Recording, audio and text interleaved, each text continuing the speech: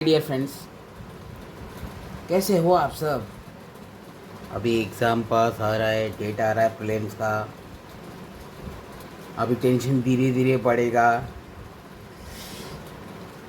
Tension नहीं भी आ रहा होगा तो ये पहले प्रीलिम में जब स्कोर गिरेगा तब अपने आप टेंशन आ जाएगा कि मेरा एग्ज़ाम में क्या हाल होगा। ओके। आज तक स्मॉल फ्रेंड्स में आप देखते होंगे कि कुछ चैप्टर्स ही एक एग्ज़ाम में आते थे, एक साथ पूरा चैप्टर्स सारा सिलेबस आता है ना, तब कितना लोड पड़ता है, तब अभी समझ में आएगा। Okay. Specially in literature, Hindi English जो भी लैंग्वेज पढ़ रहे हो उसमें तो पूरा 9th 10th का तो दोनों आता है। साइंस में you are lucky that separate portion is there for 9th and 10th। Okay. Specially ICSE board और सीबीएसई भी। देखो, अभी आज हम टॉपिक देखेंगे रेडियो एक्टिविटी। ये बहुत सबसे इजी टॉपिक, हलवा टॉपिक है। मतलब इस चैप्टर को अगर कोई मिस कर रहा हो सबसे बड़ा बेवकूफ़ होगा। ऑब्वियस बात है। इसमें ज़्यादातर एग्ज़ाम में क्वेश्चन आता क्या है, properties of alpha beta gamma. इसके रिलेटेड हर कोई ना कोई क्वेश्चन आएगा, या बैलेंसिंग द रिएक्शन सबसे ज़्यादा इसी पे आता है। और जो मैंने बाकी दो ऊपर के छोड़े टिक नहीं किए, फिशन फ्यूजन और आइसोटोप आइसोबार आइसोटोन्स, और भी 3 है, आइसोइलेक्ट्रिक स्पीशीज आइसोटर्स, और कुछ याद नहीं आ रहा अभी। ये जो बाकी के 2 है ये भी कभी कभार आते हैं, किसमें, properties of alpha beta gamma या बैलेंसिंग रिएक्शन में। या कभी बैलेंसिंग रिएक्शन में कोई एलिमेंट है, उसको बोलते हैं कि एक्स एलिमेंट वाई एलिमेंट का क्या है, आइसोटोप है क्या आइसोबार है। ये टर्म तुम्हें पता रहेगा तब पूछ सकते हैं, या फिर एमसीक्यू में डायरेक्ट पूछ सकते हैं। डेफिनेशन दिया रहेगा, the term is called isotope isobar या आइसोटोन्स या आइसो इलेक्ट्रिक स्पीशीज या आइसोटर। ठीक है, कुछ भी हो सकता है। या फ्यूजन और फ्यूजन में डिफरेंस क्या है, थियरी के नाम पे पूछ सकते हैं। ठीक है, लेकिन फिर भी सबसे ज़्यादा पूछा जाता है properties of alpha beta gamma अब बैलेंसिंग द रिएक्शन। ठीक है, लेकिन फिर भी हम बाकी 2 भी कवर करेंगे क्योंकि we can't take any risk. ठीक है। रेडियो एक्टिविटी क्या होता है, मतलब डिग्रेडेशन स्पॉन्टेनियस। ये होता क्यों है, पहले ये होता क्योंकि हेवी न्यूक्लिया की वजह से, अनस्टेबल न्यूक्लिया बोल सकते हैं। अनस्टेबल न्यूक्लिया मतलब number of neutrons much greater than number of protons. मतलब नंबर ऑफ प्रोटॉन्स न्यूट्रॉन ज़्यादा है, मतलब हेवी न्यूक्लिया, बहुत हेवी न्यूक्लिया है तो अनस्टेबल हो जाता है। अनस्टेबल तो हर यूनिवर्स का हर एलिमेंट स्टेबिलिटी को अचीव करना चाहता है। अभी देखो, ये स्टेबिलिटी बेल्ट है। इस स्टेबिलिटी बेल्ट में आप देखोगे 20 to 80 के बीच के जो एलिमेंट्स हैं दे आर मच स्टेबल। मतलब 80 से ज़्यादा जिनका एटॉमिक मास है वो भी ज़्यादा स्टेबल में अनस्टेबल में आता है, और जो लेस देन 20 है वो भी स्टेबल में आता है, लेकिन बहुत कम है। लाइटर न्यूक्लियर और बहुत heavy nuclear they are unstable. और मिडिल के जो एलिमेंट्स हैं 20 और 80 के बीच के एटॉमिक नंबर के, they are betterly stable. Iron, aluminium, cobalt, ये तुमको क्या रेडियो एक्टिव लगते हैं? कभी रेडियो एक्टिव हो सकते हैं जो मेटल हम सराउंडिंग में यूज़ कर रहे हैं? बिल्कुल नहीं। अभी हेवियर न्यूक्लियर जैसे हाइड्रोजन, हीलियम, बहुत लाइटर न्यूक्लियर ये भी अनस्टेबल में आता है। और हेवियर न्यूक्लियर में तो आप जानते हो नंबर ऑफ प्रोटॉन्स और न्यूट्रॉन्स का क्या बोलते हैं, रिलेशन अच्छा ही नहीं है, बहुत ज़्यादा डिफरेंस है न्यूट्रॉन्स और प्रोटॉन्स के बीच में। तो हेवियर न्यूक्लियर है तो वो भी अनस्टेबल हो जाता है, लाइटर न्यूक्लियर वो भी अनस्टेबल होता है। अभी हेवियर न्यूक्लियर क्या करेगा अपने आप को स्टेबल करने के लिए? बहुत हेवी है, मान लो हेवियर न्यूक्लियर है, ये अपने आप को तोड़ेगा, डिसइंटीग्रेट करेगा, छोटे छोटे न्यूक्लियर में कन्वर्ट कर सकता है। ठीक है। अभी ये क्या करेगा, अपने आप को ब्रेक डाउन करेगा। इस ब्रेक डाउन को बोलते हैं हम फिशन। अभी ब्रेक डाउन करके आएगा ना, तो यहाँ से ये वाला क्या करेगा, ये जो इधर अनस्टेबल वाले इधर पहुँचने के लिए करेगा फिजन। अभी इधर वाले लाइटर है, मतलब छोटे छोटे है, अभी इसको बड़ा बनना होगा ताकि यहाँ बीच में पहुँच सके, तो ये जॉइन करेगा अपने आप को, एक दूसरे को जोड़ेगा। अरे क्या बन गया, इमोजी बन गया ना। ठीक है, मान लो, ठीक है, ऐसे कर 2 लाइटर न्यूक्लियर, उसको बड़ा डॉटर न्यूक्लियर बड़ा वाला बनना है, तो इधर आना है उसको, क्या वो अपने आप को जॉइन करेगा। इस प्रोसेस को बोलते हैं फ्यूजन। यहाँ पे क्या होगा, फ्यूजन। अपने आप को स्टेबल करने के लिए कौन सा प्रोसेस करेंगे, फ्यूजन। और ये जो बड़ा, और जो ये बड़े, उसको स्टेबल बनना है, अपने आप को छोटे के टुकड़े में करेंगे, that is called fission. Fusion मतलब जॉइन होना, फिजन मतलब टूट जाना। समझ में आ रहा है। अभी ये स्टेबिलिटी बेल्ट किस रूल पे है, ये नेचर पे ऑलरेडी है, नेचर पे पहले से ही है, कोई रूल ऐसा कुछ नहीं है। रेडियो एक्टिविटी में जो भी रिएक्शंस होते हैं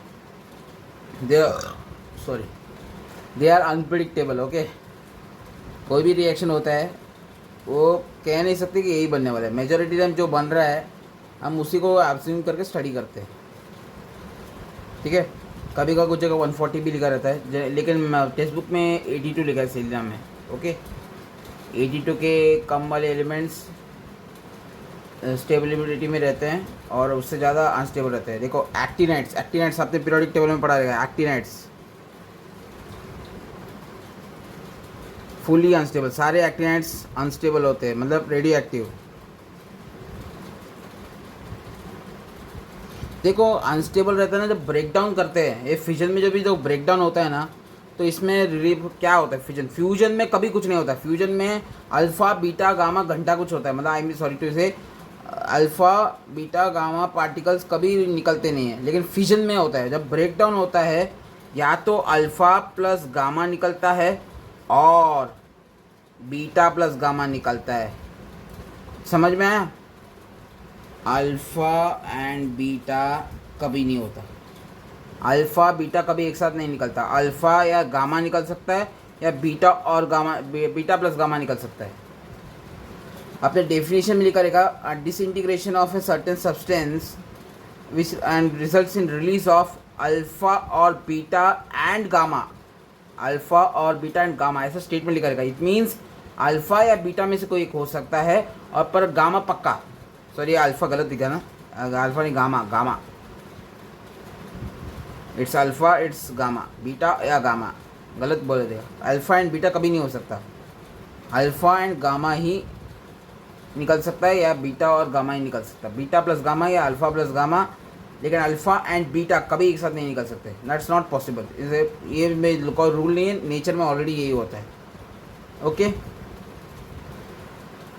अभी फिजन क्यों होता है, फ्यूजन क्यों होता है आप समझ में आया, लेकिन आपको कुछ इंपॉर्टेंट टर्म समझ में चाहिए। देखो ये रेडियो एक्टिविटी जो होती है अपने आप होती है। अभी क्या ये अनस्टेबल है, जो चीज़ अनस्टेबल है उसको स्टेबल की इसलिए और अपने आप हो जाएगा, ठीक है। The thing which is unstable will go to achieve its stability. Unstable चीज़ स्टेबिलिटी की ओर अभी ऑब्वियसली जाएगी, स्टेबिलिटी की ओर। That is spontaneous process. Spontaneous process मतलब अपने आप होगा। जनरली बोला जाता है कि डेल्टा ऐसे नहीं, एंट्रोपी जो है मैक्सिमम होना चाहिए, उसके लिए डेल्टा एच नेगेटिव होता है। डेल्टा एच हीट एंथैल्पी और एंट्रोपी मैक्सिमम, ये थर्मोडायनेमिक्स का पार्ट है, 11th स्टैंडर्ड में आपको समझ में आएगा।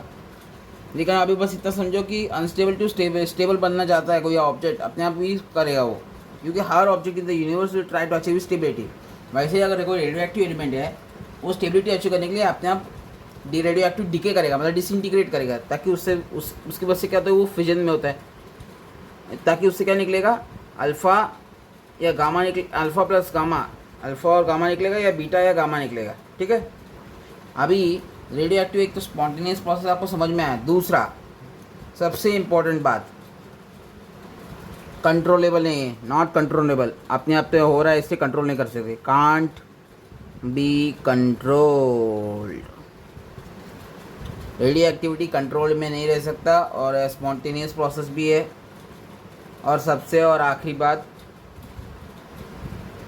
जो मैंने पहले ही बताया, अल्फ़ा और beta and gamma particle release होगा, ओके, यहाँ पे बताया। बट अल्फ़ा एंड बीटा एक साथ कभी नहीं निकलेंगे, यहाँ पे जो दिखा है ना, that are the main important points, ठीक है। हमने क्या देखा अभी, स्टेबिलिटी बेल्ट समझने की कोशिश की है, कौन सा स्टेबल है कौन सा अनस्टेबल है। तो स्टेबिलिटी की ओर रीच करने के लिए क्या कौन सा प्रोसेस होता है, फ्यूजन कब होता है, कब फिजन क्यों होता है, ताकि टू रीच आती स्टेबिलिटी। अभी रेडियो एक्टिव डीके क्या होता है, रेडियो एक्टिविटी मीन्स सब्सटेंस जो भी है वो डिसइंटीग्रेट हो रहा है। डिसइंटीग्रेट यानी टूट जाना, मतलब जो चीज़ है वो टूट रहा है, अलग अलग हो रहा है, और डिसइंटीग्रेट होके बाद में कुछ ना कुछ रेडिएशन रिलीज़ करता है, अल्फ़ा बीटा एंड गामा। इस प्रोसेस को बोलते हैं radio activity. Alpha beta and gamma ऐसे लिखोगे तो 0 मिलेगा पक्का। अभी मैंने वही जो बोला, रिलीज ऑफ अल्फ़ा और बीटा एंड गामा, ये बराबर लिखने का, इस वर्ड का मतलब बहुत इंपॉर्टेंट है, many students ignore it. Okay, अभी now let's see the properties of alpha beta and gamma. Gamma का कुछ ज़्यादा खास नहीं है, अल्फ़ा एंड बीटा बहुत इंपॉर्टेंट है, उसकी प्रॉपर्टीज़ देखेंगे, उसके बाद हम रिएक्शन बैलेंसिंग के कुछ क्वेश्चंस देखेंगे, समाप्त, चैप्टर ही ख़त्म, और कुछ है ही नहीं ज़्यादा, और डिफरेंसेस कुछ देखेंगे।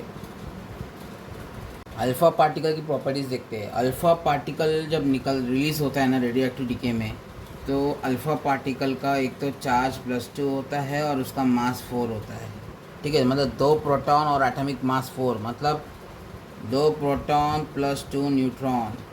अभी इसको ध्यान से देखोगे, ये इक्विवेलेंट किसके होता है, helium nucleus, helium 24, atomic number 2, mass number 4, 2 proton और 2 प्रोटॉन +2 न्यूट्रॉन, हीलियम न्यूक्लियाई के बराबर होता है, ठीक है, हीलियम न्यूक्लियाई के बराबर आता है ये अल्फ़ा पार्टिकल। अब ये अल्फ़ा पार्टिकल निकलता है, चार्ज +2 है, तो इसका आयोनाइजिंग पावर कितना हुआ, सॉरी ऐसा ionising power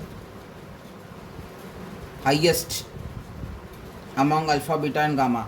alpha beta and gamma के बारे कंपैरिजन में इसका आयोनाइजिंग पावर ज़्यादा है, क्योंकि इसका चार्ज ही +2 है। जब भी किसी गैस के आप पास करेगा ना, ये पॉजिटिव चार्ज +2 है, तो गैस का जो इलेक्ट्रॉन है उसको खींच के ले लेगा, ठीक है। गैस का अगर कोई वैलेंस इलेक्ट्रॉन है, मान लो कोई एटम है, न्यूक्लियस है मान लो, ठीक है, यहाँ पे इलेक्ट्रॉन है, मान लो हाँ इसको वैलेंस इलेक्ट्रॉन है, और गामा पार्टिकल अगर पास हो रहा है, मान लो हाँ +2 है और 4, हाँ इलेक्ट्रॉन का चार्ज -1 है, ये ऑब्वियसली ऑपोजिट चार्ज अट्रैक्ट करेगा, और इसका चार्ज बहुत ज़्यादा है। जब ये पास करेगा, ये पेनिट्रेट करके जाएगा, तो ये इलेक्ट्रॉन जो है वो निकल जाएगा, ठीक है। अभी अगर इलेक्ट्रॉन निकल हुआ, मतलब डोनेट इलेक्ट्रॉन निकल गया, तो उसका चार्ज कितना हुआ, जो एटम है, मान लो एक्स एटम है इसका, कोई एक एक्स एटम, तो एक्स का चार्ज प्लस हो जाए, प्लस जितने इलेक्ट्रॉन्स गए उसके होंगे ना पॉजिटिव, ये बन गया क्या, कैटायन बन गया, जो गैस है वो कैटायन बन गया, तो ये आयोनाइजिंग पावर बढ़ जाता है, I mean to say ionisation power इसका ज़्यादा है, यानी it can attract too much valence electrons, I mean to say valence electron को ज़्यादा हाई फोर्स के साथ अट्रैक्ट कर सकते हैं, तो इसके साथ पॉजिटिव है, स्ट्रॉन्ग इलेक्ट्रोस्टैटिक फोर्स, आपने केमिकल बॉन्डिंग में देखा होगा, तो आयोनाइजिंग पावर ज़्यादा है, फर्स्ट पॉइंट। सेकेंड, हेवी है, मास इसका +4 है, 4 AMU बोल जो भी हो, अगर हम केमिस्ट्री के पॉइंट ऑफ व्यू समझे, जैसे हीलियम एटम को देखे तो एटॉमिक मास इसका 4 है, हेवी हो गया, अल्फ़ा बीटा गामा में सबसे हेवी है।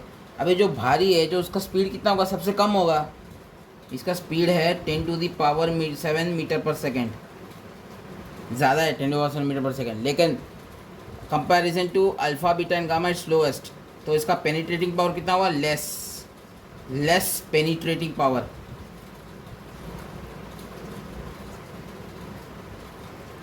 पेनिट्रेटिंग पावर मतलब जो है, अगर ऑब्स्टिकल को पास नहीं कर पाएगा ज़्यादा जल्दी, ज़्यादा दूर तक नहीं जा सकता है, ठीक है, इसलिए लेस हार्मफुल है, हार्मफुल भी है वैसे तो, लेस हार्मफुल फॉर हेल्थ के लिए भी कम हार्मफुल है alpha beta gamma, compare to beta and gamma. Gamma और बीटा के कंपैरिजन में यह हार्मफुल कम है, क्योंकि पेनिट्रेट कम कर रहा है। पेनिट्रेट कम क्यों कर रहा है, इसका स्पीड कम है। स्पीड कम क्यों है, क्योंकि यह भारी है, ठीक है। ये अभी याद करने की भी जरूरत नहीं, इतने पॉइंट्स तो आराम से आपको कॉन्सेप्ट से ही समझ में आ रहा है। इसका चार्ज क्या है, +2, सबसे ज़्यादा चार्ज इसके अल्फ़ा का, चार्ज ज़्यादा है तो गैस के यहाँ पास करेगा तो वो उसको क्या बोलते हैं, आयनाइज कर सकता है, उसको चार्ज दे सकते हैं, पॉजिटिव चार्ज तो ऑब्वियसली आ गया उसका, क्यों, वो इलेक्ट्रॉन्स को जल्दी खींच सकता है, इसलिए आयनाइजिंग पावर ज़्यादा। अभी वो ऊपर से भारी है तो उसका स्पीड क्या हुआ, कम। अभी स्पीड कम हुआ तो पेनिट्रेट करेगा सबसे कम, अभी सबसे कम पेनिट्रेट करेगा, ज़्यादा दूर नहीं जा सकता, तो ज़्यादा इफेक्ट करेगा हेल्थ को, नहीं कर पाएगा, comparison to beta and gamma. देखा, इतने पॉइंट्स कवर हो गए, समझोगे तो सब इजी हो जाएगा। अभी और एक 2 पाते हैं सबसे important, affected by electric field and magnetic field, electric field और मैग्नेटिक फील्ड से अफेक्ट होता है। और एक और सबसे कॉमन पॉइंट है जो अल्फा बीटा एंड गामा में तीनों में आता है,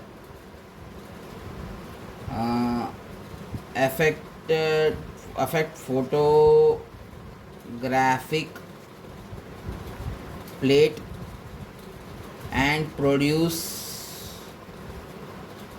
फ्लोरोसेंस, FLORESCENCE।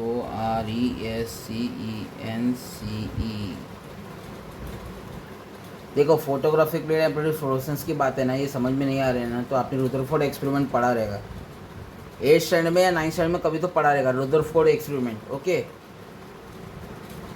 कि पॉजिटिव चार्ज न्यूक्लियस है कि नहीं है, सेंटर ऑफ में कुछ तो है, डिस्कवरी ऑफ एटम में इंपॉर्टेंट है ना रुदरफोर्ड के बाद ही तो अगला बोर मॉडल आया था, याद है कि नहीं। उसमें डिटेक्ट करने के लिए हमें क्या फोटोग्राफिक प्लेट यूज़ किया था, ताकि फ्लोरोसेंस केमिस्ट्री में और एक पढ़ा रहेगा, जैसे जिंक इसे फ्लोरोसेंट मटेरियल, अल्ट्रावायलेट रेज पास किया तो दिख जाता है, समझ में आया। फ्लोरोसेंस मतलब चमकना, कुछ ना कुछ चमक जाता है। फोटोग्राफिक प्लेट में अगर कैथोड रे को पास किया तो एकदम आयनाइज करके वो विजिबल हो सकता है, we can detect image, research के लिए यूज़ होता है। ये वाला पॉइंट इज कॉमन है, ये common for alpha beta and gamma, तीनों के लिए कॉमन है। Okay, speed 10⁻⁷ less harmful, affected by electric field में। अभी इसका देखो, ये कम हमेशा एग्जाम में आता ही है, मैं फिर भी बता देता हूँ। अगर मान लो कोई alpha radiation, gamma, beta,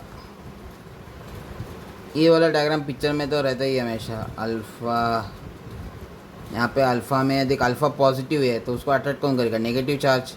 beta negative है तो उसको अट्रैक्ट कौन करेगा, पॉजिटिव चार्ज। अभी ये बीटा डिफ्लेक्ट्स हाईएस्ट, ज़्यादा बेंडिंग नहीं है, कम थोड़े से ही डिफ्लेक्शन में वो पॉजिटिव प्लेट तक पहुँच जाता है। रीज़न क्या है, बीटा हल्का होता है, बीटा के पास मास नहीं है इतना, ठीक है, ना के बराबर मास है, नेगेटिव चार्ज है तो जल्दी डिफ्लेक्ट होगा। अल्फ़ा क्यों डिफ्लेक्ट नहीं कर रहा है, उसका रीज़न यहाँ पे ही लिखा है, हेवी, भारी है, एटॉमिक मास 4 है, तो उसकी वजह से और कम डिफ्लेक्ट होगा। लेकिन गामा जो है नो डिफ्लेक्शन, क्योंकि उसके पास कोई चार्ज ही नहीं है, इससे चार्जलेस, ना पॉजिटिव है ना नॉन नेगेटिव, तो कोई चार्ज नहीं है, तो फिर इलेक्ट्रिक फील्ड या मैग्नेटिक फील्ड में उसका इफेक्ट नहीं होता, कोई इफेक्शन नहीं होता है। ये डायग्राम इलेक्ट्रिक फील्ड के भी सही है, मैग्नेटिक फील्ड के भी कंडीशन सेम है। ओके, अगर क्वेश्चन आया तो वही सेम क्वेश्चन आता है, अलग अलग फॉर्मेट में क्या पूछेंगे, रिएक्शन ही पूछेंगे, वही सेम मैंने बताया था स्टार्टिंग में, इंपॉर्टेंट बैलेंसिंग रिएक्शन और प्रॉपर्टीज़, यही पूछेंगे सबसे ज़्यादा। और अगर कॉमन अगर कोई पूछा तो आइसोटोप्स, आइसोबार, आइसोटोन डेफिनेशन या फ्यूजन कर मन में डिफरेंस, और यार डायग्राम कि इसमें बीटा क्यों कम जल्दी डिफ्लेक्ट हो रहा है, या फिर स्मॉल डिफ्लेक्शन है, ज़्यादा डिफ्लेक्ट अल्फ़ा क्यों हो रहा है, नो डिफ्लेक्शन गामा क्यों शो कर रहा है, वही सेम रिपीटेड क्वेश्चन ही आएगा। चेंज करेगा तो बैलेंसिंग रिएक्शन में चेंज करके देगा, और घुमा के पूछना है तो प्रॉपर्टीज में से कुछ घुमा के पूछ सकता है। Understand some properties of beta particle, ठीक है, बीटा या बेटा वर्ड पहले आ रहा है ना, देखा। See beta particle, when you see beta has charge -1 and mass 0, charge -1 है, मास ना के बराबर है 0। अभी आप इसको अगर देखोगे ये इक्विवेलेंट होता है इलेक्ट्रॉन के बराबर, इलेक्ट्रॉन का चार्ज -1 है, उसका मास ना के बराबर। Generally mass of electron is 9.1 × 10⁻⁻31 kg, ठीक है। अभी ये इसमें मास क्यों, इसको मास जो है बीटा का ये अनडिफाइंड है, अभी तो ना के बराबर है, लेकिन एग्जैक्ट निकालने की बात करेंगे अनडिफाइंड। उसका रीज़न क्या है, it's a fast moving electron, beta particle की स्पीड बहुत ज़्यादा है, मास ही नहीं है और फास्ट मूव करता है, रेडिएशन है, फास्ट मूविंग इलेक्ट्रॉन, इसका मास अनडिफाइंड है, उसका मास कैलकुलेट करना है रेस्ट मास का, और उसकी स्पीड क्या है निकल के कैलकुलेट करना है, m=m0 rest mass upon under root of 1 - v²/c²। ये फॉर्मूला आपको पता रहेगा, इससे आप निकाल सकते हो at particular velocity what will be the mass. लेकिन वेलोसिटी कुछ भी हो सकता है ना, वेरिएबल निकले तो क्या करोगे, उस मास के तुम पूछेंगे नहीं, मैं नॉलेज के लिए बताया, ठीक है। Beta particle is equivalent two electron ना। यू अभी आपके दिमाग में क्वेश्चन आना चाहिए, radio activity is nuclear phenomena. Nuclear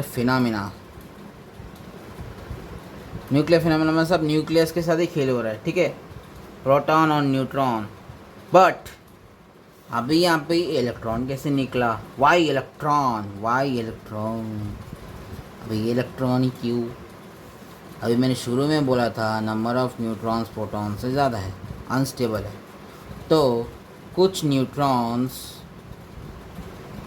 protons में कन्वर्ट हो जाते हैं।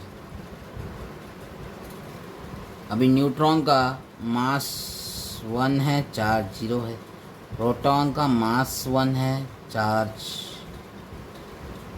भी 1 है। अभी इसको बैलेंस करना होगा लेफ्ट हैंड साइड को राइट हैंड साइड से, तो यहाँ पे जो कोई एलिमेंट होगा तो उसका क्या होना चाहिए, चार्ज -1 होना चाहिए, मास 0 होना चाहिए, दैट इज इलेक्ट्रॉन। ओके, समझ में आया? कॉन्सेप्ट समझ में आना चाहिए बेटा। जब तक आपको कॉन्सेप्ट ही नहीं समझ में आएगा, पढ़ोगे तो फिर रट्टा ही मारना जैसा हो जाएगा, ठीक है। कुछ चीज़ें रट्टा मारनी पड़ती है, लेकिन अगर आप समझ के अगर रट्टा मारोगे, मान लो कुछ अगर रट्टा ही मारना है, कोई स्टेटमेंट फिक्स है, बट आप समझ लोगे उसे, तो एग्ज़ाम में आप ओन वर्ड्स में लिख सकते हो या अप्लाई भी कर सकते हो। अगर मान लो घुमा के कुछ क्वेश्चन पूछा तो आईसीएसई में तो और सीबीएसई में, आजकल तो स्टेट बोर्ड में भी आजकल प्रैक्टिकल क्वेश्चन पूछने लगे, एमसीक्यूज भी ज़्यादा आने लगे। ओके, देखो बीटा पार्टिकल का देखो, अभी आपको दिखा ये मासलेस है, इतना नाक के बराबर, तो इसकी स्पीड क्या हुआ, स्पीड हाई हो गई, तो इसका पेनिट्रेटिंग पावर कितना हुआ, पावर हाई, बहुत ज़्यादा होगा अभी इसके पेनिट्रेटिंग कंपेयर टू अल्फ़ा से ज़्यादा इसका पेनिट्रेटिंग पावर रहेगा। क्यों? उसका स्पीड ज़्यादा है, स्पीड ज़्यादा क्यों है, हल्का है, lighter weight compare to alpha, ठीक है, आगे बराबर ही वेट है वैसे तो, फिर भी लाइटर वेट बोल सकते हैं। तो इसको कम वजन है तो स्पीड ज़्यादा भाग सकता है। देखो अगर कोई मोटा आदमी और पतला आदमी भाग रहा है, कौन ज़्यादा, ऑब्वियसली कौन जीतेगा, पतला वाला आदमी। वो रेयर केस में ऐसा हो सकता है कि मोटा आदमी जीते है, लेकिन जनरली क्या होता है, पतला आदमी जीतेगा। वैसे ही अभी यहाँ पे हल्का कौन है, बीटा, तो वो बीटा ही ज़्यादा तेज भागेगा, तो ज़्यादा पेनिट्रेटिंग पावर है, मतलब ये भी हार्मफुल है, harmful more compare to alpha. Last में कंपैरिजन करेंगे, डोंट वरी, अल्फ़ा के कंपैरिजन ज़्यादा हार्मफुल है, ज़्यादा दूर तक जा सकता है, ज़्यादा ऑब्स्टिकल पेनिट्रेट कर सकता है, वाट लगा सकते हैं इंसान का। ओके, अभी आयोनाइजिंग पावर देखते हैं, high ionising power compare to gamma but less than alpha. अभी अल्फ़ा से कम क्यों, अल्फ़ा का चार्ज हमने देखा, उसका चार्ज ही +2 है, इसका चार्ज -1 है, -2 होता तो समझ सकते थे बराबर क्या है, लेकिन इसका चार्ज -1 है, तो इसका आयोनाइजिंग पावर अल्फ़ा से कम है बट गामा से ज़्यादा है, क्योंकि गामा का कोई चार्ज ही नहीं है। ओके, अभी अगला point, on hitting, okay,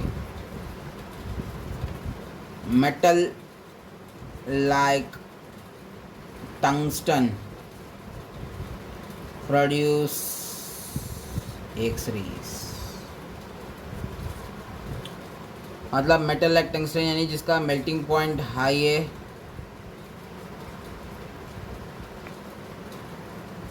and atomic number भी बहुत हाई है।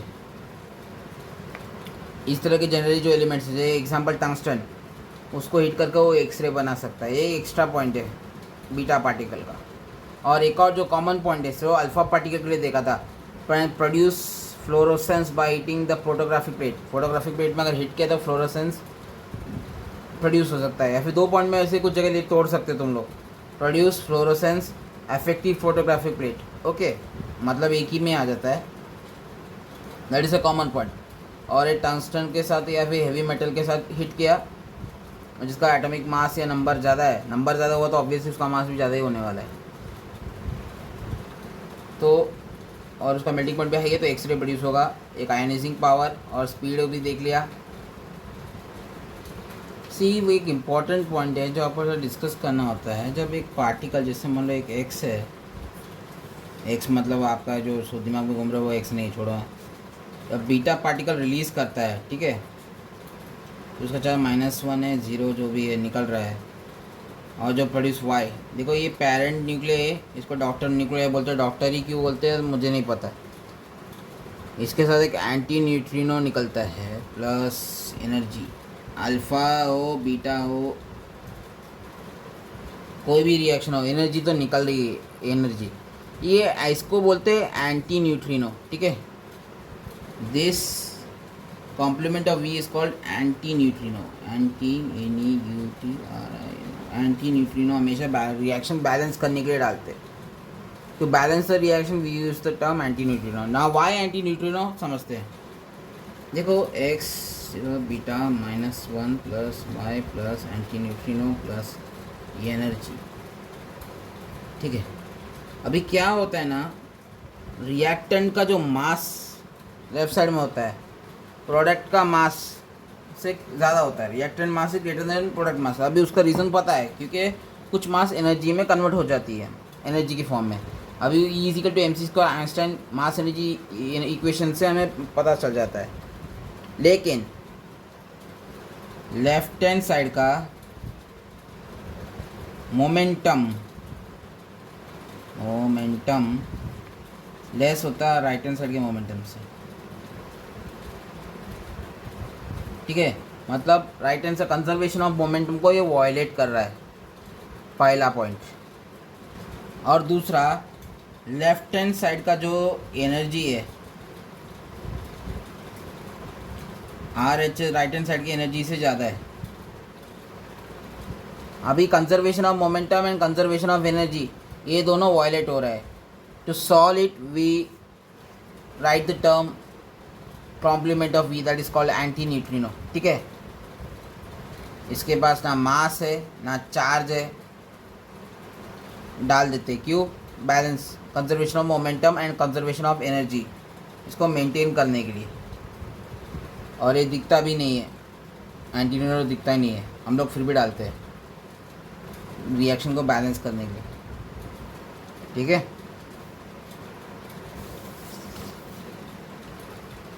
हाँ, जब भी बीटा रिएक्शन आप करोगे, लिखोगे बीटा रिएक्शन में हमेशा एंटी न्यूट्रिनो दिखना चाहिए, ठीक है। अभी गामा पार्टिकल की बात करते हैं। गामा सी गामा का क्या है ना, गामा का स्पीड ज़्यादा है। गामा का जब स्पीड देखोगे ना, इसका स्पीड ऑफ लाइट के बराबर है 3 × 10⁸ मीटर/सेकेंड। स्पीड सबसे ज़्यादा, तो उसका पेनिट्रेटिंग पावर सबसे ज़्यादा, हाई पेनिट्रेटिंग पावर। अगर पेनिट्रेटिंग पावर ज़्यादा है तो इसका मतलब क्या, हेल्थ को नुकसान ज़्यादा देगा, ऑब्वियस बात है। और इसका पॉजिटिव साइड भी क्या है, कैंसर ट्रीटमेंट में यूज़ कर सकते हैं। कैंसर भी कॉकर कर सकता है, इसको सुधार भी सकता है, मतलब लोहे को लोहे से काटना, कहावत है ना, वही, ठीक है। और ज़्यादा कुछ फ़र्क नहीं है, पॉइंट्स नहीं है आई थिंक गामा पार्टिकल में इतना। चार से क्वेश्चन आएंगे तो अल्फ़ा बीटा पे आएंगे, गामा में तो रिएक्शन पे ही पूछा जाता है, ठीक है। अभी फिजन और फ्यूजन देखे क्या, या फिर बैलेंसिंग रिएक्शन देखे? चलो फिजन और फ्यूजन समझते लास्ट में करते क्वेश्चन, ठीक है, नहीं तो आप भाग जाओगे। Important point two cover it, mass energy equation E=Δ mc² का क्वेश्चन आ सकता है।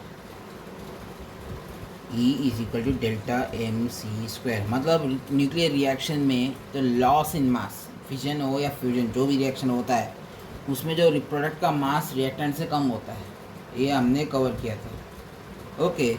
अभी इसमें होता क्या है, जो लॉस इन मास है, जो एनर्जी रिलीज हो रहा है, रिएक्शन में हम लास्ट में एनर्जी लिखते हैं, ठीक है, बीटा में anti neutrino plus energy, alpha में अगर एनर्जी निकलती है तो वो एनर्जी निकल क्यों रही है, मास, कुछ मास लॉस हो गया, loss in mass means mass converted to energy.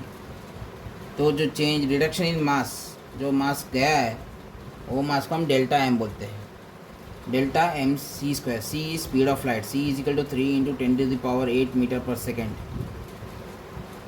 8 है हाँ, ठीक है। अभी एनर्जी जो निकालने का बोलते हैं एग्ज़ाम में, इलेक्ट्रॉन वोल्ट में, मेगा इलेक्ट्रॉन वोल्ट में निकालने कहते हैं most of the time, okay. अभी इलेक्ट्रॉन वोल्ट क्या होता है, देखो 1 electron volt is 1.6 into 10⁻⁻19 joules, हाँ। और मेगा मतलब क्या है, 10⁻6 होता है, 10⁻6 electron volt, 1 mega electron volt is 10⁻6 electron volt. अभी मैं डेरिवेशन नहीं करूँगा, डायरेक्ट आंसर बताऊँगा। 1 AMU is equal to 931 mega electron volt. Derivation आप निकाल सकते हो, मैंने जो जितना चाहिए उसके लिए मैंने गिवन दे दिया, बेसिक मैथ्स आपको आता है तो निकाल सकते हो, एग्जैक्ट तो नहीं, रफली हम यही यूज़ करते हैं। 1 AMU is 931 mega electron volt, ठीक है। और फॉर योर इंफॉर्मेशन, एक फिशन के रिएक्शन में लॉस इन मास यानी डेल्टा एम जनरली बोलते हैं 0.2 AMU होता है। ये नॉट श्योर है, मतलब श्योर नहीं है, और no need to remember, no need to remember. Value आपको दिया रहेगा एग्ज़ाम में, या फिर एनर्जी दिया रहेगा, आपको बोलेंगे कितना लॉस इन मास है, हम निकाल के दिखाओ, ठीक है। इतना सही कॉन्सेप्ट है और कुछ नहीं है खास। देखो, अगर आपको पूछा जाए एग्ज़ाम में, वो रेडियो एक्टिविटी या radio active decay is spontaneous और नॉट, मतलब ये अपने आप हो रहा है कि नहीं हो रहा है, तो रेडियो एक्टिविटी, जो रेडियो एक्टिव डिके हो रहा है, दैट इज स्पॉन्टेनियस, जो मैंने पहले बोला। लेकिन nuclear fission and fusion not spontaneous, ये अपने आप होते ही नहीं है। फिजन एंड फ्यूजन ना जो होता है नेचर से अपने आप तो स्टेबिलिटी अचीव करना, लेकिन अगर हम खुद से करवाने हैं, अगर आपको एनर्जी चाहिए ज़्यादा, तो हम छेड़खानी करते हैं, ठीक है। न्यूक्लियर फिजन एंड फ्यूजन जो होता है दैट इज़ नॉट स्पॉन्टेनियस। अभी फ्यूजन तो हम कर ही नहीं सकते धरती में, उसके लिए टेम्परेचर कितना चाहिए पता है कि 10⁻⁷ केल्विन। 1 केल्विन को डिग्री सेल्सियस में करना है तो 273 और ऐड करो, 10⁻⁷ मतलब कितना डिग्री सेल्सियस होगा, इतना धरती पे ही नहीं हो सकता पॉसिबल, धरती नहीं रहेगी, इतना टेम्परेचर चाहिए। ये टेम्परेचर अचीव करना है ना, तो उसके लिए क्या करना पड़ेगा, एटम बम को उड़ाना पड़ेगा, atom bomb blast. Atom bomb अगर ब्लास्ट हो गया तब इतना टेम्परेचर निकलेगा, इतना टेम्परेचर निकलेगा तब हम फ्यूजन कर सकते हैं, इसे कोई करता नहीं है। लेकिन चाइना उस पर पता नहीं क्यों उसका इंटरेस्ट दिखा रहा है, कर रहा है शायद, अभी कर रहे हैं कि पता नहीं, पहले करने को सोच रहा था। But fission nuclear fission is not spontaneous, okay. ये अपने आप नहीं होता। जैसे यूरेनियम 235 है, यूरेनियम 235-92, ये अपने आप नहीं करेगा, ठीक है। अभी इसमें हम छेड़खानी करेंगे, एक न्यूट्रॉन डाल दो, न्यूट्रॉन का एटम चार्ज 0 है, मास 1 है, तो यूरेनियम का 236 हो गया और ये मास एटॉमिक नंबर 92। अभी ये अनस्टेबल हो गया, मान लो इसका न्यूक्लियर एक्सरसाइज का था, हमने इसको ऐसा कर दिया, अनस्टेबल कर दिया, तो डिसइंटीग्रेट होगा। अभी डिसइंटीग्रेट करके वो क्रिप्टॉन बनेगा, फिर बाद में एक बेरियम बनेगा, उसके बाद 3 न्यूट्रॉन छोड़ेगा, उसके साथ एनर्जी रिलीज़ करेगा, ठीक है। क्रिप्टॉन का मास 30, एटॉमिक नंबर 36, इसका ना 89 है, 144, 36 और 56 पकड़ो। अभी चेक करते हैं सही कि नहीं। देखो रिएक्शन बैलेंसिंग कैसे करते हैं, देखो एटॉमिक नंबर जो लेफ्ट हैंड साइड का है, राइट हैंड साइड के सारे एटॉमिक नंबर सेम होने चाहिए। इसका नंबर मास 1 है, चार्ज नंबर 0, ठीक है। मास और एटॉमिक नंबर दोनों का बैलेंस होना चाहिए, लेफ्ट हैंड से राइट हैंड से का। 36 + 56 कितना होगा? 6 6 12 5 3 8 1 9 92 बराबर। और ऊपर का 89 और 144 और तो 3 ऊपर का चार मास माने ना, तो 3 न्यूट्रॉन है तो 3, तो कितना हुआ? 4 9 13 3 16 8 4 12 1 13 1 2, हाँ बराबर। अभी आपको ये रिएक्शन याद करना है, बिल्कुल याद करें, no need to remember, no need to remember. But आपको ये याद रखना चाहिए कि आपको रिएक्शन बैलेंस करना कैसे आना चाहिए। Atomic number Z, mass number capital A, both left hand side and right hand side must be balanced। दोनों का एटॉमिक नंबर और मास नंबर बैलेंस होना चाहिए। जैसे अभी यहाँ 92 था लेफ्ट हैंड साइड में, राइट हैंड साइड में 36 + 56 + 0 करेगा तो 92 आएगा बराबर। अभी मास नंबर आप देखोगे, मास नंबर यहाँ 89 + 144, यहाँ 4 है ना, दिख रहा है ना, 144 प्लस यहाँ पे 3 न्यूट्रॉन है, 3 न्यूट्रॉन है, एक का मास 1 है तो 3 कितना हुआ? 3, तो ऐसे टोटल आएगा 236। यूरेनियम 235 अपने आप नहीं हो रहा है, हम उसको अनस्टेबल वाले में कन्वर्ट कर रहे हैं, फिर बाद में रेडियो एक्टिविटी कब होता है? जब वो अनस्टेबल हो। जब कोई चीज़ अगर अनस्टेबल है तो वो अपने आप करेगा। अभी यहाँ फिजन, इस केस में फिजन इज़ नॉट स्पॉन्टेनियस। उसका रीज़न क्या है? हम न्यूट्रॉन डाल के उसको अनस्टेबल कर रहे हैं, हम उसके साथ छेड़खानी कर रहे हैं, तो उसके बदले में अपना कोई रिएक्ट कर रहा है, ठीक है। अभी 3 न्यूट्रॉन निकल गए। Understand the problem with fission. Nuclear fission में प्रॉब्लम क्या है?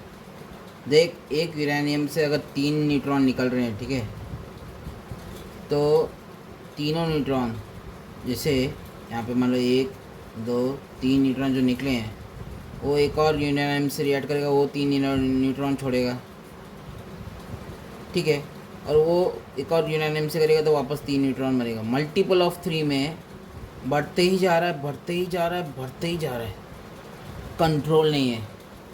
ये किसमें होता है? एटम बम में। हिरोशिमा नागासाकी में जो हुआ था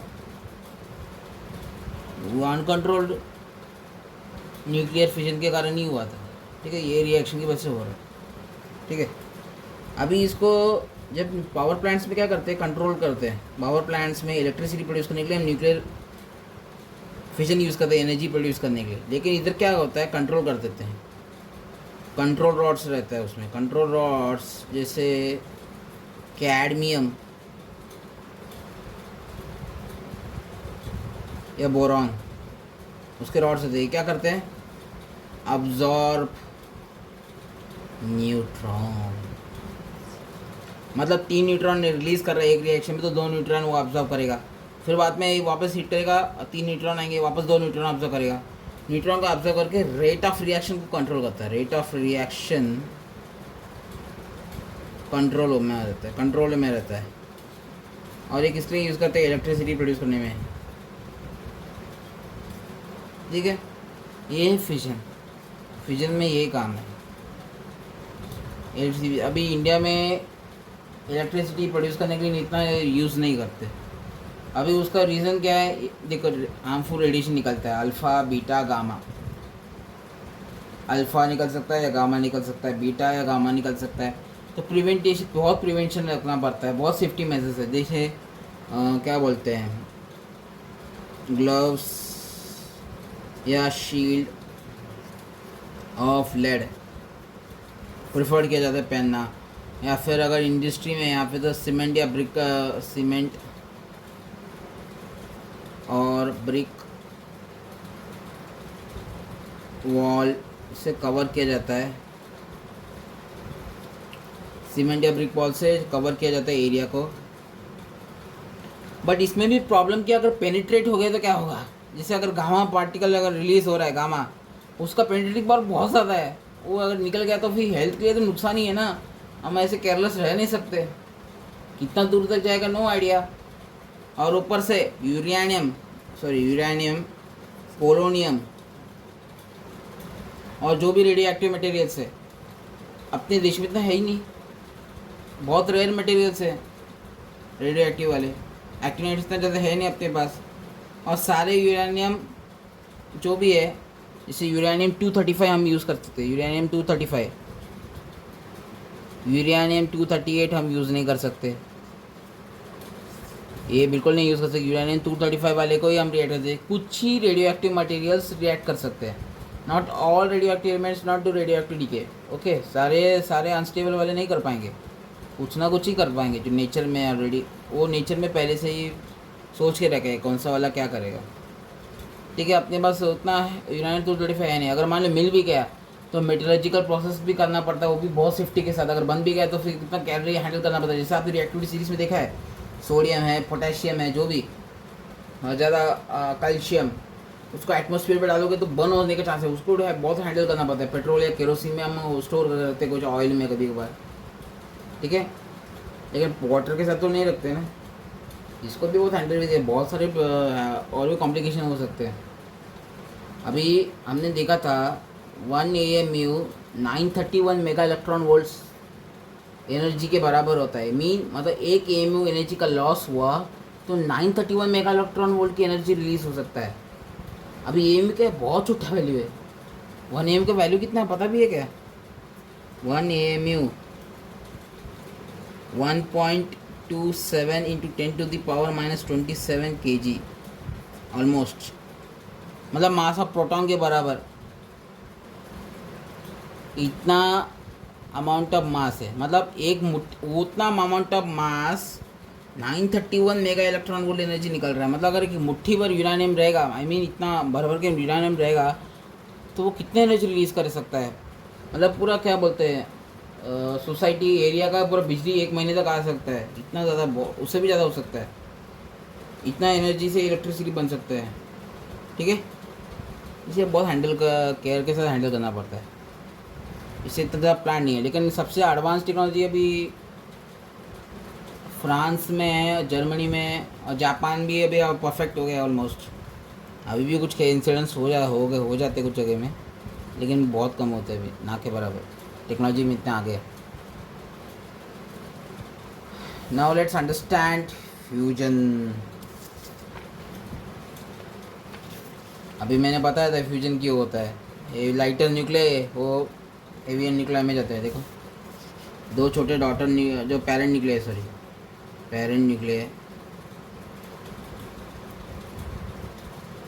दो पेरेंट न्यूक्लियर अनस्टेबल है, उसको स्टेबल बनने के लिए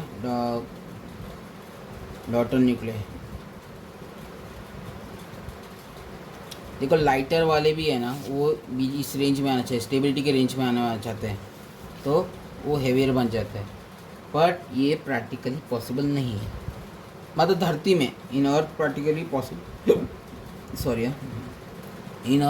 पॉसिबल नहीं है। अभी इसका रीज़न क्या है? देख, न्यूक्लियर मतलब क्या है? न्यूक्लियर नहीं न्यूक्लियस, यानी उसका मतलब क्या है? Proton plus neutron. प्रोटॉन और न्यूट्रॉन, प्रोटॉन का चार्ज क्या है? पॉजिटिव। दो पॉजिटिव चार्ज आपस में कैसे एक साथ आ सकते हैं? ये तो लॉ का अपोजिट कर रहा है। Opposite charge attract like charge, repel each other. अभी लाइक चार्जेस है, ऑब्वियसली रिपेल करेगा। ठीक है, अभी उसको तो एक साथ लाना है, कैसे लाएंगे? इसलिए बहुत हाई टेम्परेचर चाहिए, हाई टेम्परेचर एंड प्रेशर चाहिए। हाई टेम्परेचर एंड प्रेशर यानी कितना? 10⁻7 केल्विन। इतना टेम्परेचर धरती में तो हो ही नहीं सकता। ये सूरज में होता है, सन। फ्यूजन का अगर आपको एग्जांपल चाहिए, न्यूक्लियर फ्यूजन का बेस्ट एग्जांपल है सन। सन में हाइड्रोजन रिएक्शन होता ही है हीलियम बनने के लिए। जैसे मान लो हाइड्रोजन प्लस हाइड्रोजन, जैसे ड्यूट्रियम है। ड्यूट्रियम मतलब मास 2, हाइड्रोजन का नंबर। इसमें एक रिएक्शन फ्यूजन बन के एक और हेवियर न्यूक्लियर बन गया, मास 3, एटॉमिक नंबर 1। तो इसके साथ क्या निकलेगा? एनर्जी तो पक्का निकलेगा, बहुत ज़्यादा निकलता है। Energy of fusion is greater than fusion. हम डिफरेंस देखेंगे। ओके, अभी इसमें अभी एक बचेगा, इसको क्या, कौन सा एलिमेंट हो सकता है? आप सोचो। देखो अब रिएक्शन बैलेंस करके दिखेगा। तो लेफ्ट हैंड साइड में क्या है, मास नंबर 2 है, राइट साइड में 1 है। तो यहाँ पे इसका भी चार्ज कोई ना कोई 2 होना चाहिए ना, सॉरी एक तो मास क्या है 2 to 4 या 3 है ना, यहाँ का मास तो 1 होना चाहिए। 1 1 2 1। अभी ऐसा कोई स्पीशी तो है नहीं जो जिसका चार्ज 2 है और मास 1 है। तो ऐसा कर सकते हैं 2 times of 1, तो 2 1 3 हो गया। नहीं ऐसे नहीं, गलत हो गया ना, सॉरी रिएक्शन ही गलत लिख दिया। हाइड्रोजन हाइड्रोजन हाइड्रोजन कैसे बनेगा, डॉटर न्यूक्लियर है ना, कुछ अलग ही है ना। तो हीलियम, मान लो हीलियम है, अभी मास 2 है तो यहाँ पे 2 है तो ये 0 मान लो। तो बचा कितना, नंबर तो बैलेंस हो गया ऑलरेडी 2 to 4, यहाँ तो 1 होना चाहिए था, 2 की ज़रूरत नहीं है। अभी ये ऐसा कौन सा है जिसका मास 0 है, चार्ज 0 है, मास 1 है। न्यूट्रॉन, न्यूट्रॉन का कोई चार्ज नहीं है पर मास है ना, ऑब्वियस बात है। अभी एक और एग्जांपल जैसे समझते हैं, जैसे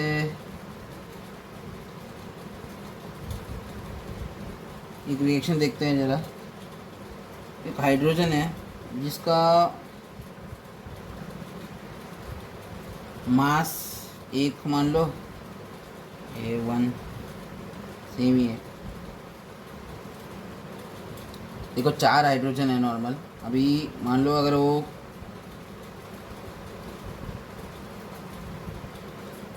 हीलियम बना रहा है, इसका मतलब यानी अल्फ़ा पार्टिकल रिलीज़ कर दिया, तो अगर रिएक्शन को तो बैलेंस कैसे करेगा।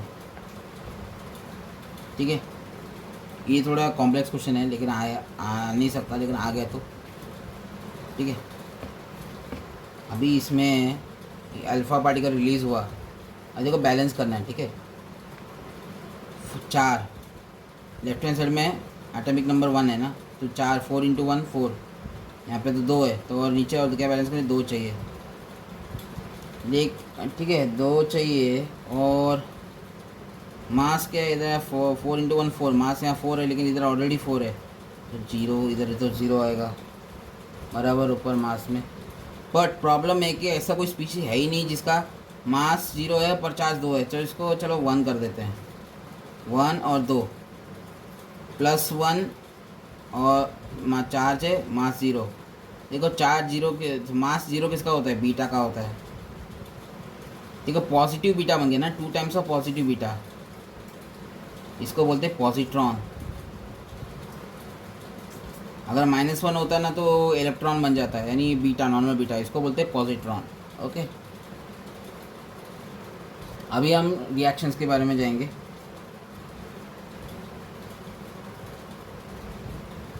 Understand how to balance a reaction, कुछ बैलेंसिंग रिएक्शन समझते हैं, उसके बाद हम वीडियो का एंड कर देते हैं। देखो मुझे लगता है वीडियो थोड़ा लेंदी हो गया है, ठीक है, आप भी बोर हो जाओगे। ये इंपॉर्टेंट पार्ट है इसलिए मैं अभी ये वीडियो में कर रहा हूँ।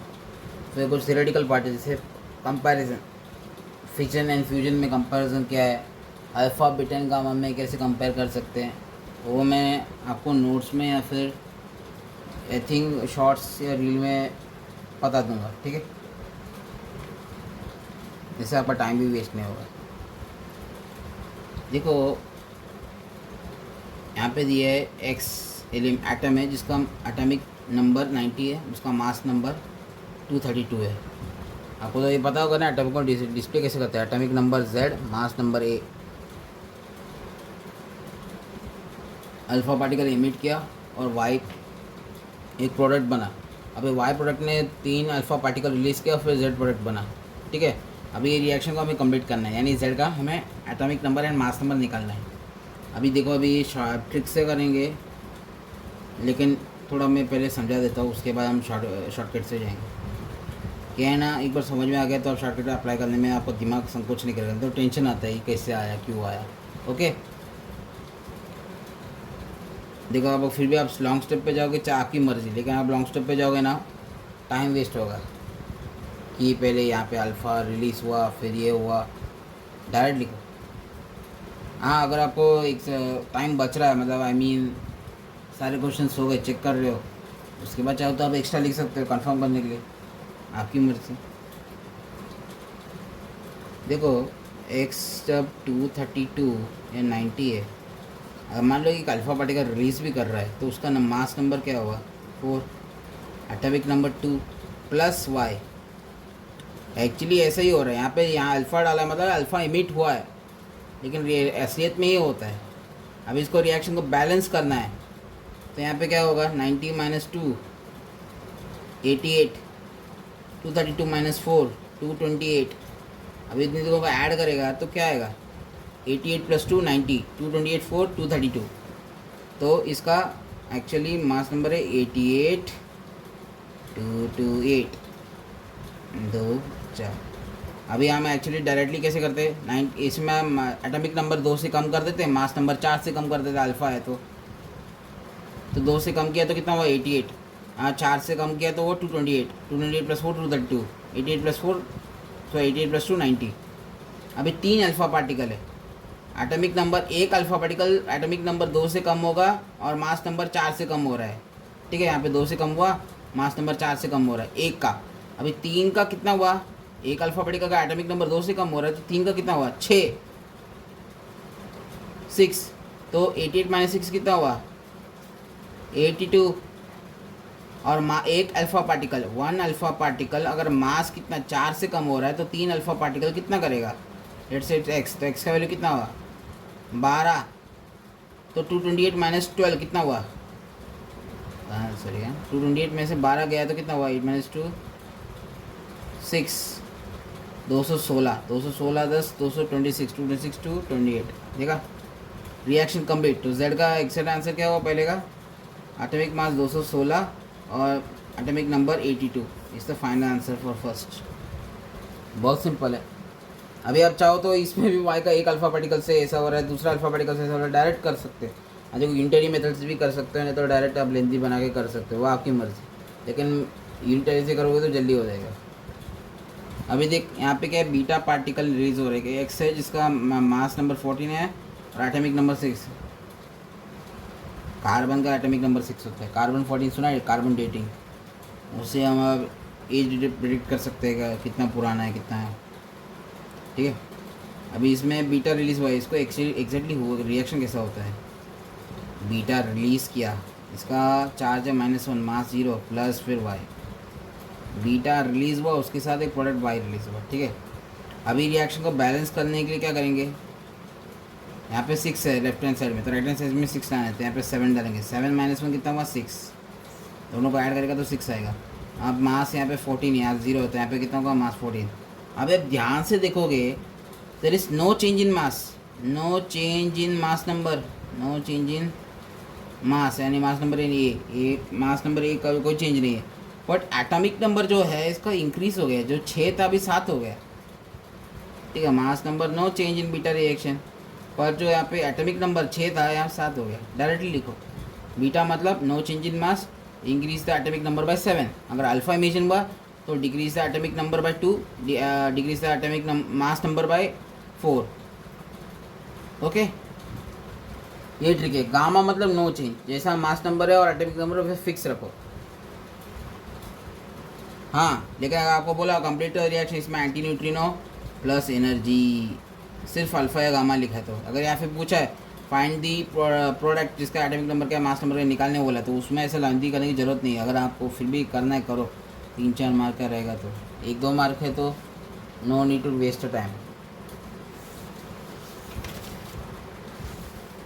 Now let's see the last 2 question. This question is asked in ICSE improvement exam this year, ये इम्प्रूवमेंट एग्जाम का क्वेश्चन है, और ये वाला क्वेश्चन 2003 या 4 का है, शायद याद नहीं आ रहा मुझे कौन सा ईयर का है। ये वाला इम्प्रूवमेंट एग्जाम का क्वेश्चन है, मैंने थोड़ा सा फॉर्म चेंज किया क्वेश्चन का, मतलब क्वेश्चन वही है, लेंथी था, शॉर्ट में लिखा। यहाँ पे पूछा है if x atomic number is 80, मतलब एटॉमिक नंबर जेड, यानी जेड का वैल्यू अगर 80 होता तो एटॉमिक नंबर ऑफ क्यू क्या है, हमें पहले रिलेशन निकालना पड़ेगा। देख यहाँ पे क्या है, एक अल्फ़ा इमेजिन हुआ है, अल्फ़ा मतलब क्या, एक अल्फ़ा मतलब decrease atomic number by 2, decrease at mass number by 4, तो z -2 a -4। ठीक है, अभी क्या है, p का 2 बीटा इमिशन हुआ है, अगर ए बीटा में मास नंबर में कोई चेंज नहीं होता है, तो A-4 इसका मास।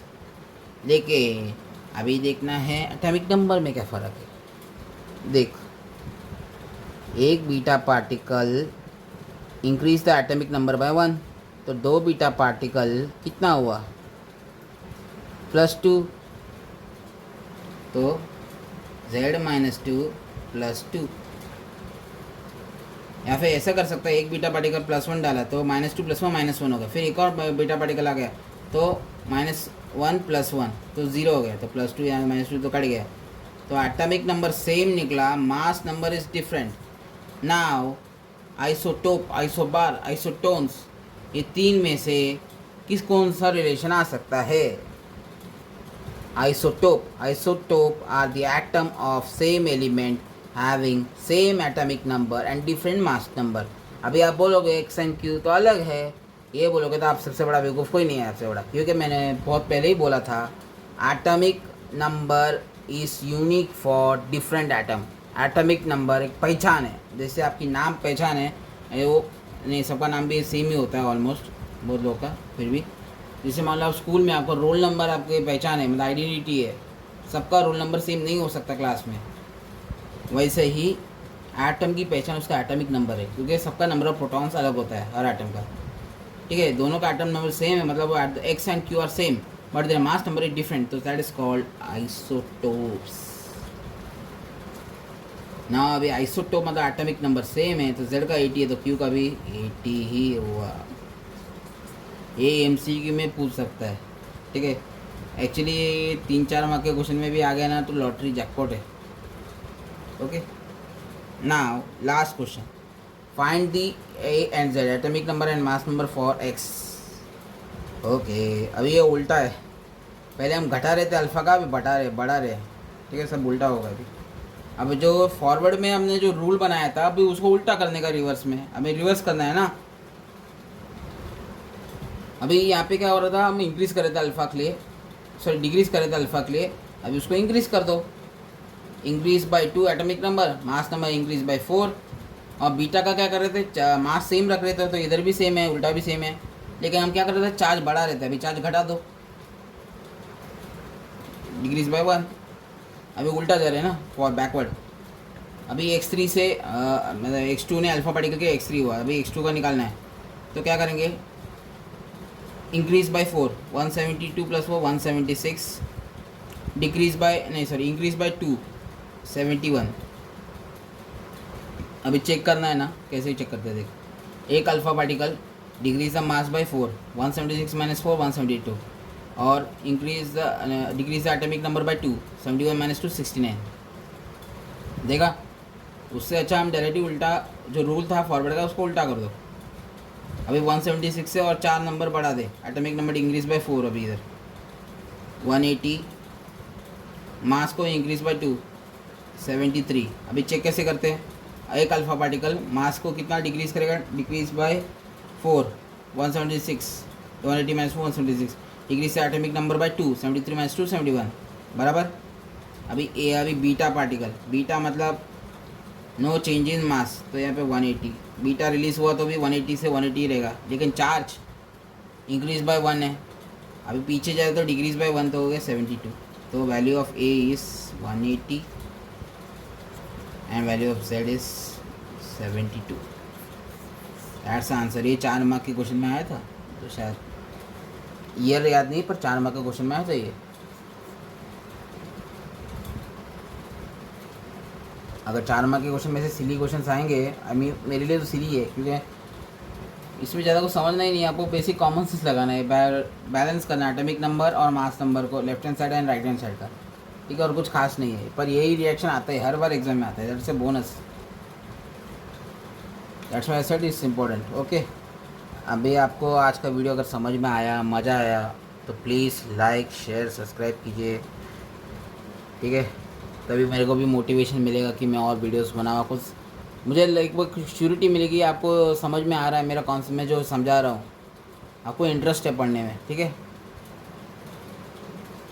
नोट्स में डाल दूँगा इंस्टाग्राम में, टेंशन मत लो, लेकिन आई सजेस्ट जब मैं वीडियो आप देख रहे हो ना, खुद से नोट्स बनाओ, ठीक है, खुद की नोट्स में ही मज़ा ज़्यादा है। क्योंकि एग्ज़ाम टाइम में ना अगर आप खुद के नोट भी देखोगे, अगर पढ़ा याद भी नहीं है ना, देख के लगेगा सर हाँ पढ़ा हुआ है, हाँ याद आ रहा है धीरे धीरे, ये तो याद नहीं आता। आइसोटोप्स, आइसोबार, आइसोटोन्स मैंने कवर किया था वीडियो में, इसलिए मैं इसका बारे में बात नहीं करूँगा। हाँ बस ये फर्स्ट एंड सेकेंड बचा फिशन एंड फ्यूजन का कंपैरिजन और प्रॉपर्टीज की जगह उसके भी कंपैरिजन अल्फ़ाबेट गामा के। इसका मैं नोट्स या शॉर्ट्स में अपलोड कर दूँगा। और ज़्यादा कुछ खास क्वेश्चंस है नहीं मेरे को लगता है इसमें, वो क्या के क्वेश्चंस आते हैं मैंने बता दिए, ये दोनों में से आते हैं, प्रॉपर्टीज़ के रिलेटेड या फिर balancing the reaction. Okay, next video हम किस पे बनाएंगे, I think on trigonometry maths या फिर सिमिलैरिटी। स्टेट बोर्ड का भी इम्पोर्टेंट टॉपिक, महाराष्ट्र बोर्ड उनके लिए भी मैथ्स या सिमिलैरिटी बहुत इंपॉर्टेंट है। बाकी ज्योमेट्री के पार्ट्स भी है लेकिन सिमिलैरिटी फर्स्ट चैप्टर है और लेंदी भी है। ट्रिग्नोमेट्री में तो ज़्यादा हटा ही दिया लग रहा है, कॉम्प्लीमेंट्री एंगल हटा दिया, case involving more than two angles हटा दिया प्लॉट ड्रॉ में से, क्यों हटाया पता नहीं, जो काम की चीज़ें हटा दिया। अभी फ्यूचर में मैथ्स में तो और क्या क्या करना है, इंजीनियरिंग करना है या फिर मैथमेटिकल फील्ड में जाना है कहीं। ठीक है, I hope you have enjoyed the session. हम अगले लेक्चर में मिलेंगे। हाँ केमिस्ट्री का भी बहुत बाकी है, केमिस्ट्री में क्या करेंगे, एक तो एक सोच रहा हूँ मैं ऑर्गेनिक केमिस्ट्री का IBSC ले लूँ, सिर्फ IBSC पार्ट जो 5 मार्क का हमेशा आता है, या फिर एनालिटिक केमिस्ट्री या फिर एसिड बेस सॉल्ट चालू कर दे और देखेंगे अगला। लेकिन अभी पक्का तो है कि मैथ्स का ही बनेगा, अभी मैथ्स का एक टॉपिक कवर करना है, उसके बाद केमिस्ट्री पे जाएंगे। ओके, फिज़िक्स में अब बचा ही क्या है, इलेक्ट्रोमैग्नेटिज्म एक पार्ट बचा है, साउंड बचा है और लाइट के कुछ हाँ लेंसेस का डायग्राम। मेरे को नहीं लगता उसमें वो सिखाना चाहिए लेंस डायग्राम में, क्योंकि वो फिक्स ही है वैसे डायग्राम क्या है, आपको बनाना आना चाहिए बराबर। ठीक है, उसका शायद मैं नोट्स पे सेंड टाइम मिले तो शेयर कर दूंगा इंस्टाग्राम में, नोट्स तो इंस्टाग्राम पे जाएगा, फॉलो कीजिएगा इंस्टाग्राम में और यहाँ पे सब्सक्राइब करके और ऑल में नोटिफिकेशन डाल दीजिए ताकि हर वीडियो लेटेस्ट अपडेट आपको मिले। चलो अगले लेक्चर में मिलते हैं, टिल देन बाय। अभी क्या बोलो, गुड मॉर्निंग बोलो गुड नाइट पता नहीं, 4 बज के ऊपर हो गए। चलो बाय, एंजॉय।